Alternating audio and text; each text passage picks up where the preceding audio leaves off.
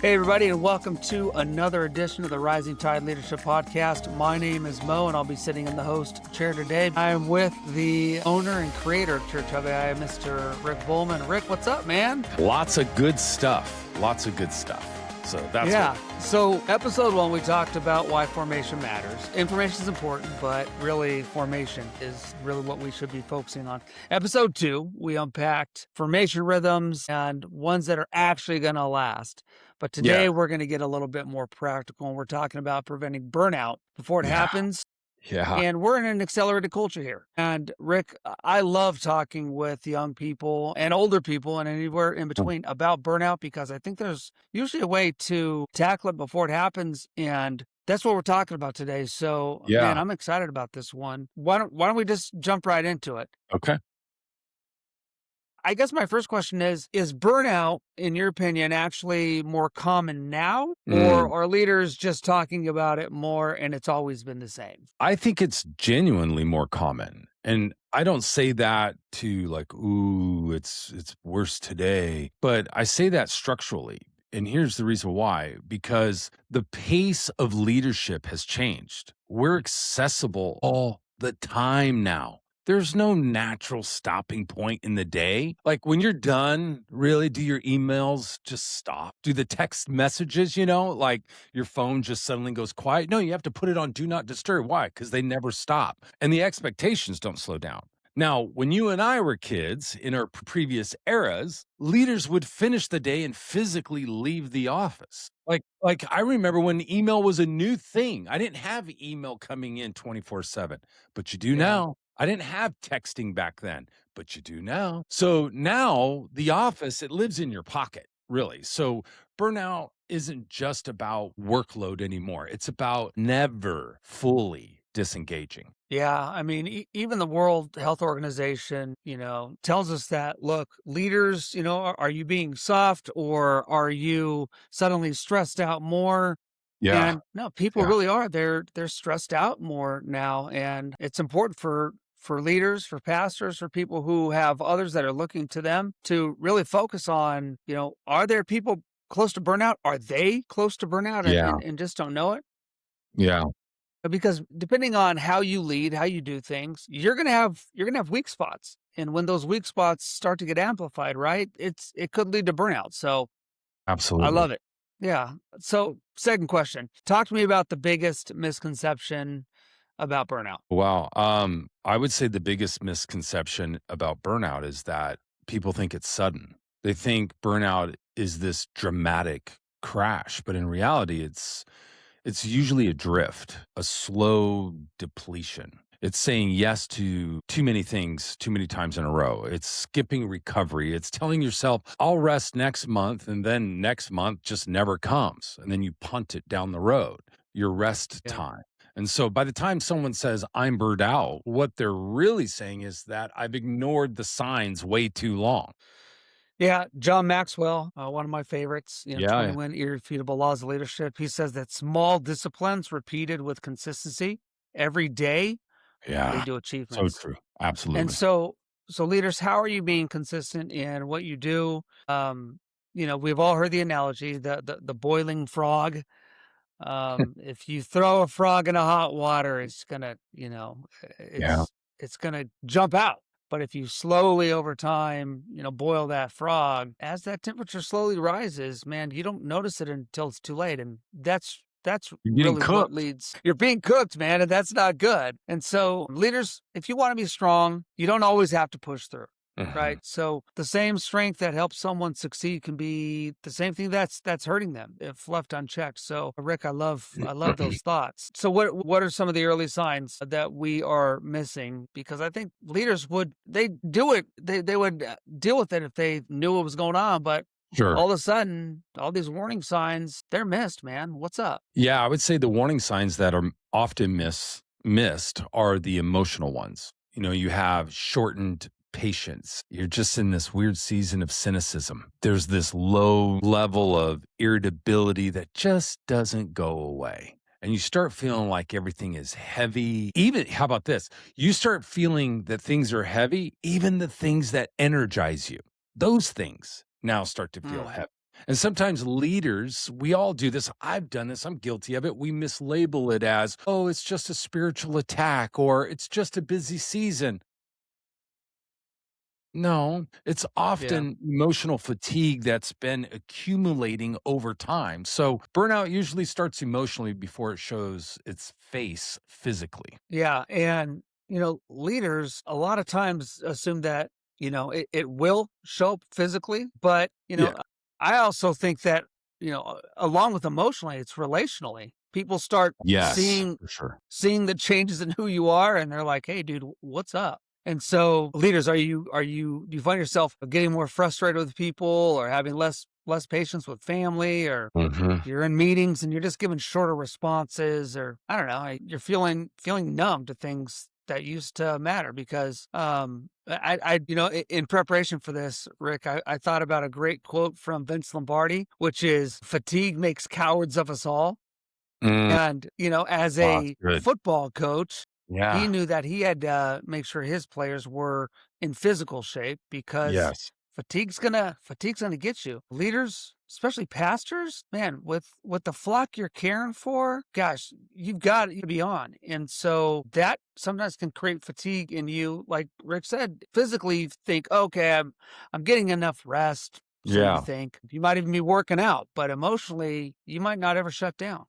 And that's it. so, for the YouTube audience, what are you doing to shut down and to take some time to yourself? Because it can get worse, which actually leads me to my next question, which is how does acceleration specifically make burnout worse? That's a good question. I would say acceleration compresses recovery time. So you can handle intense seasons if there's recovery afterward. But if you're in an accelerated culture, you'll find that intensity just stacks and there's no space in between your decisions.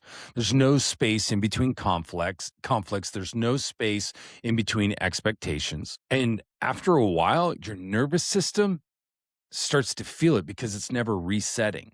So even if you're strong, even if you're disciplined, if you don't intentionally create recovery, body and your emotionally, your body and your emotions will eventually demand it. It'll shut down. Yeah. You can't stop it. Yeah. And leaders, you always think that you need more time, but really what you need is more margin. And Yes. Rick and I have talked a lot about margin in our previous episodes. And if you need to understand what it means to have more margin in your life, Mhm. go back and take a listen to that because, Rick, I learned a lot from that. So what actually prevents burnout before it happens? Because wouldn't it be best to catch it before it happens? Absolutely, but it's not a dramatic change that's, going to prevent burnout before it happens. Excuse me. It's structure. Burnout prevention is about rebuilding recovery rhythms before you need them. So it's not just oh, I got to do some dramatic change and shift. No, it's a little more intentional. Building margin into your week. Hmm. I'm so guilty of this. I was thinking about this earlier this week. I used to do this. I just, I'm going to work hard until my vacation. But then my vacation is just recovery time and it's not really enjoyable. It's like that's not the way to steward your time. So it means that we need to learn to say no early instead of saying yes. And when we say no early, it helps us from feeling resentment later because we said yes to something. And so I would say it's structure. Structure, it requires ending your day intentionally instead of just collapsing into your day. So Yeah. burnout prevention shouldn't be reactive. I think it's supposed to be proactive. Yeah, man. I mean, it's usually less about dramatic life changes, right? And it's Yeah. more about healthy rhythms. And again, Rick, we've talked about what it takes to have those healthy rhythms, create that margin. Gosh, I love Yeah. that, Rick. We need to do an entire series on margin because Yeah. Different ways I've to made do it. some. Yeah. Yeah, I've made a lot of changes in my life just in the time that we've been doing this to help that. In fact, it brought me back to one of my favorite books, which is The 7 Habits of Highly Effective People. Hmm. And Stephen Covey's idea of sharpening the saw, very simple, Mm, but yeah. great leaders learn how to take that intentional pause because they know it's gonna, long term affect both them and their team. So the questions that I have for leaders are, how do you create these practical rhythms that Rick's talking about? Do you have a weekly Sabbath or a day off? I know that sounds like a dumb question, but I feel like there's so many pastors when I ask them that, they just look at me like I've got three heads. They're like, oh Mm, man, Sabbath, yeah, day off? What are you talking yeah, about? yeah, Morning routines, yeah. um, walking around without your phone, maybe. Rick, how you said, having having times where it's on silent. Mhm. I don't know, leaders. Are you reading because you have to, or are you reading for enjoyment? I was talking to one of my buddies the other day, and I said, "Look, when's the last time that you read the Bible and didn't not intentionally, but thought, Yes, oh, this would be a great point for my sermon coming up in 4 weeks, or oh, I need to do some more study on that, as opposed to just sitting with God, you that's know." it. And, Yeah. and so. Leaders, you've got to do those kind of things. Rick, you mentioned identity in previous episodes. So Mhm, how mhm. does identity connect to burnout? More than most people realize. If your identity is tied to being productive, you'll always feel behind. If you're For me, growing up in my early years, my sense of worth was tied to being needed. And if I Yeah. didn't feel needed, I would do things to feel needed, and now I'm overextending myself. So some leaders don't burn out because they work too much. They burn out because they don't know who they are apart from what they produce. Yeah, man, that's gosh, I mean that's so true. I think that, Yeah. leaders, one of the biggest lies that you're ever going to hear are, you are what you produce. And Yeah. that's not what God is about. Yeah. And we've all heard, it's not about the doing, it's about the being, but that's true. Henry Nouwen has a concept, and he says, look, here's some lies. Lie number one, I am what I do. Lie number two, I am what people say about me. That's a big one. Mm. And the third one, I am what I have. He who has the most toys when he dies wins. Mm. And then, of Yeah. course, later on, I would think it was hopefully a believer in Christ said, he who has the most toys when he dies still dies, right? It That's all it. goes back in the box. I remember my pastor gave a sermon on that, about it all goes back in the box, both literally and figuratively at the end of your life. And so before you're a leader, success, of course, is about growing yourself. But when you become a leader, like Jack Welch says, Mhm. success is about growing others. And if you want to grow others, you need to be able to, clean your own house and take care of yourself. So, Yeah. Rick, I feel convicted when I hear you say that. I'm convicting But myself. I mean, really, I mean, this stuff, we're really talking to ourselves first. 100%. 100%. So if someone feels burnout creeping in, what's the practical move? What do they do? How do they stop it? Can you stop it, or do you just have to deal with it? I would say identify what you can reduce early or temporarily or immediately. So maybe first reduce meetings for a period. We're gonna go on hiatus, for a while. We don't need to meet about this. We're too meeting driven anyway.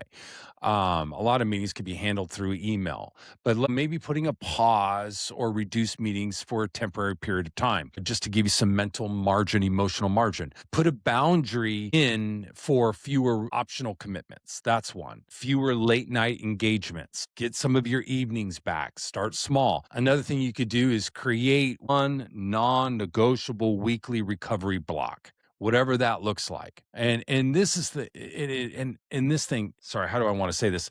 Do something that restores you, but during that recovery block, but here's the key. The thing that you're doing that restores you needs to be something that doesn't have productivity attached to it. Because we always feel like we got to move the needle. No, do something, recovery block. This restores me, and productivity is not even attached to it. That'll start training your brain or retraining. And then I would definitely do this, because a lot of people, especially pastors, don't do this. Talk honestly with someone. Burnout grows in silence. When you name it, you're being honest about the season of extreme fatigue that you're in, it does lose some of its power. Yeah, I agree. I mean, the first move is awareness, and you can't, what is it? You can't see the picture when you're in the frame. Yeah. And I remember one of my mentors telling me that early, and I was like, "Oh, no, I'm great." And he's like, "Bo, you're in the picture, you're in the frame." So You need to have men and women, other people that you trust, not just anybody. Leaders, Yep. hear me. Yeah. Rick's not saying, "Hey, go ask, No. some random person in your office, hey." No, I mean, this is like very intentional. Yeah, it's very, very strategic. And Rick, what I hear you saying is you can't heal what you don't know. So leaders, what is draining you? What's restoring you? Yeah. And man, Rick, this is the one that gets me. I was gonna, I'll put it towards me because this is what I hear. What am I saying yes to that I should be saying no to? Yeah. Because there's a Yeah. lot of things that are good things, but the good will get in front of the great. Mhm. And um, I felt the more leadership and responsibility that I've had, Mhm. I found that I got to say no to most things because I Yeah. want to say yes to the great things and to be intentional. So leaders, YouTube audience, what's the one intentional change that you need to make this week? So let's talk specifically, Rick, about your main area of expertise, which is the technology piece. You're one of those cutting edge AI guys. Where does technology help or hurt in this area? Because like you said, when we were kids in the 80s and the Yeah. 90s, we didn't have to worry about technology. When we went home from a friend's house, we wouldn't see them for another day or another week. And then Yeah. we became adults and we went and worked in an office or a church or whatever, and we'd be done for the day and we would literally turn off our computers. Rick, Yeah. I don't know the last time I've turned my computer off. Yeah. And even if I turn my computer off, it's really only a restart, right? Because I want to Yeah. get rid Yeah. of the Exactly. cache of the Yep. cookies. But I've still Yeah. got my 6 phones and my Yep. Yeah. tablets. Yep. So where does technology fit into this, and what do we do? I mean, how technology can help or how it can hurt, it all depends on how it's used. If notifications dictate your day, you're going to feel scattered constantly. But if you use tools to eliminate administrative clutter, you're going to regain margin. So the difference is intention. Technology should serve your schedule, not invade it. So I remember when I was a youth pastor, like when it had to do with like my to-do list, I remember complaining to my pastor going, my to-do list, I can't get it done. And, I feel like I make headway on it and then it just grows. And by the end of the day, I've got more stuff on it. And my pastor said, Rick, slow down. He goes, your to-do list is here to serve you, not you serve it. And I was like, huh. He goes, so if you don't get it done, it just rolls over to the next day. Prioritize it and work on what you can work on. And I would say the same is true for technology. Technology is here to serve you, not you serve technology. Yeah, it again, Rick. Preparing for this really pushed me back again to Stephen Covey. Mm, And what you know, technology. It's not neutral. It's yeah, shaping our habits. It shapes my habits. It shapes the way that I do absolutely it things. does. Yes. And I wish he were alive today to do an updated with how crazy we are with AI. So maybe somebody can You could know take what we that. could do is we could take all of Stephen Covey's written word, books, articles, put them into an AI and go, what would Stephen Covey say about you? Wow, man, we can do an entire series on that, Rick. Oh yeah, yeah. Holy cow. Yeah, I mean, really, there's friction with the things that we do, and technology reduces that friction, saves time, Yeah. it helps us stay organized, but that's if we use it correctly. Yes. Technology becomes a problem Yeah. when we erase boundaries with it. And Correct. that's what you're saying, Rick, is that That's it. look, technology is great, but again, in an earlier episode, Rick says, look, you've got to master technology and not let it become a master to you. And Yes. gosh, like that obviously convicted me because I remember it still right now. Mhm. So practical examples that I think of that all pastors deal with is, look, are you doing email on your phone before you go to bed? You know, Mm. doom scrolling's bad enough, but if Yeah. you're doing emails and responding to things, that could be a problem. Are you getting notifications during dinner? I know a lot of people now who don't allow them or their kids to have their phones even at the table. Yeah. Leaders, are you feeling pressure to respond instantaneously? These are all the things that you need to think about, that you need to not worry about, but be concerned with it because, Rick, I love that we're talking about digital boundaries here, right? Yeah. No email after a certain time, no phone in the bedroom, whatever it is. Yep. Leaders, what are you doing? And so I guess the follow-up question to that would be, what's the difference between tired and burned out? Because Rick, I'm tired a lot as a Yeah. pastor, as a man of the Yeah. cloth, as a clergyman. Yeah. But Oh, does yeah. that mean I'm burned out? Yeah, there's an important distinction here. So, fatigue is physical tiredness, right? That's what fatigue is. You're physically tired. You rest and you recover. Great. Burnout is different. Burnout is would be more considered emotional depletion. There's a detachment that's present. There's this loss of meaning. So if you wake up tired, but think of it this way, if you wake up tired but still hopeful, that's fatigue. But if you wake up tired and detached, that's deeper. And that's where formation rhythms and identity work really matter most. And everybody gets tired. Being tired is normal. Yep.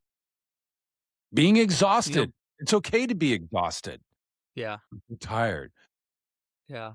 but your And sometimes rest. being exhausted is good. Sometimes it means that you put the right time in. I know after a Yeah. big ministry event and you come home and you just want to sit down on your couch and you're like, oh man, that was incredible. That was a lot of fun. Yeah. Yeah. But that's because you're still connected to the meaning, the joy, the Mhm. hope. And what I hear you saying, Rick, is when you lose those Yes. indicators that Yes. it's meaningless, that you're not doing it for the joy of the Lord, that you Correct. feel hopeless, then we're slipping into a potential burnout. One of my favorite authors growing up and still today, him and now he and his wife have great material. But John Eldridge, Mm. he talks about, look, the idea of the human soul, that the human soul needs restoration, not just sleep, is a real thing. So much Leaders, so. what are you doing to find restoration from the Lord? Mhm. Because it is the Lord and the Lord only that can do that for you. So, tired people still look forward to things. Mhm. Burned out people are struggling even to care.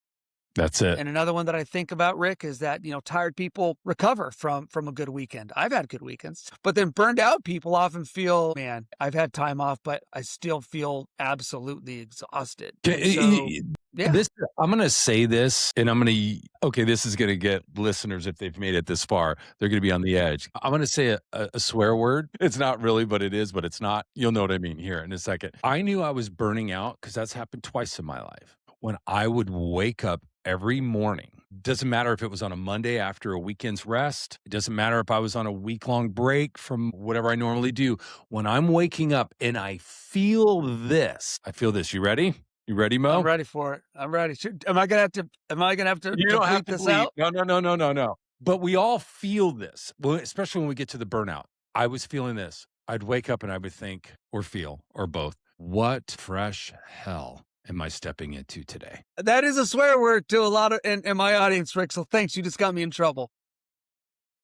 No, but it Yeah. it's just like, what? Oh my, because that's what it feels like. It's HE Yeah. double hockey sticks. Like, gosh, your phone rings and you're staring at it going, I Yeah.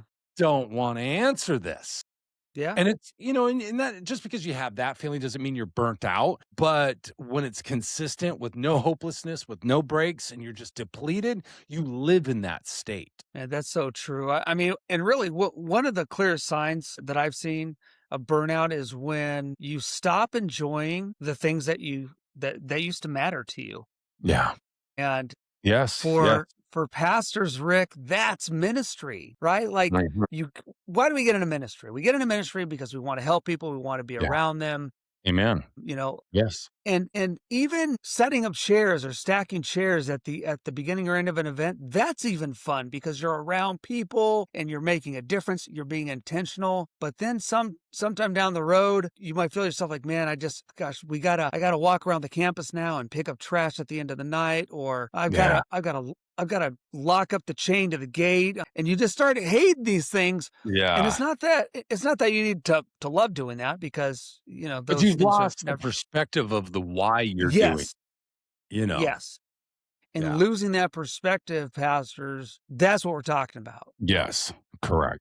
And our prayer for you is that you would stay focused on what's important so that those things, and that's why I use stacking chairs as something, because I think we can all relate with that. Every pastor has had to stack Absolutely. chairs. Absolutely. You can't just give that one to your assistant. We all stack chairs, right? So Mhm. I don't know. Move tables, all of that. Absolutely. Set up, tear Yes. down. Yep. Yeah. So, Rick, last question. What do you say to a leader listening right now who says, man, I've been listening to this and I feel like I'm on the edge of burnout? Well, if you're feeling that, I wish you were sitting in front of me. I'd give you a hug because I've been there. I would say slow down before something forces you to. I would tell this person to be honest early, like we mentioned, rebuild structure before you actually crash. And I'll say it this way too, burnout is not a badge of honor. It's just not. And it's not proof of commitment. What it really is it's this signal that something underneath needs attention. So we need to recognize our limits. We need to build sustainable patterns around those limits and just be honest with someone so that you're not doing this solo. You're doing it in community. And then start making adjustments, Because if you don't, your body will physically shut down on you. And at some point, no matter how much grit you think you have physically, you will come to an end, and that's not a good place. Yeah. Author Mark Comer says that Hmm. we need to ruthlessly eliminate hurry from our lives. Yes. Yeah. And there's a difference between moving fast and hurrying. In fact, the great UCLA basketball coach John Wooden says Hmm. in his pyramid of success, he says, "Be quick, but don't hurry." Yeah, And there's a difference. You there is. can move fast. You can run fast. We're not telling you that you gotta Go move slow. slower. Yeah. No. No, be quick, but don't hurry. Rick, I feel like a lot of leaders wait too long because they feel like slowing down is weakness. And Yeah. so they're on the edge of burnout and they just think, well, I just need to get in front of this. And you can never get in front of hurry. Yep. It's always one step ahead. And so, pastors, hear me when I say this. Slowing down is not quitting, it is stewardship. Yes. And I know as a That's good. pastor, you talk to your congregation about being good stewards of whatever, of Yeah. time with your family, of the resources that you have, your money, at your Hmm. job, of your ministry. Yep. But are you being a good steward and slowing down? You're about to say something, Rick. I need to hear it. No, I was just going to say that's so right on. I mean, we need to practice what we preach. And Yeah. sometimes pastors were just, what's good for me is not for thee. It's good for me to burn the candle at both ends, but not for you. So we preach not for you, but really we got to own it ourselves. Yeah. So leaders, remember that you are responsible not just for intensity and your ministry and your work, but also, and more importantly, sustainability. You don't want to be that pastor that falls off and then 10 years go by and somebody says, wasn't that guy a pastor? Yeah. So what is it, pastor, that you need to do this week? Who do you need to talk to? What do you need to take off your plate? What do you need to protect or block so that you can recover this week? Because when you rest, it's a part of who you are in and what's going to keep you going. And so we're really excited because we're in this series, right? The Formed Leader. And Rick, we could talk about burnout forever. And Yeah. leaders, we do want to hear what you have to say. And even if you need a virtual hug, just reach out and Rick would Yeah. love to connect with you. I'd love to connect with Absolutely. you. Yeah. But next week, Rick, we're going to be talking about building resilient teams. Mhm. That's why we talked about burnout this week, because you can't Yeah. build resilient teams if you yourself are not a resilient person.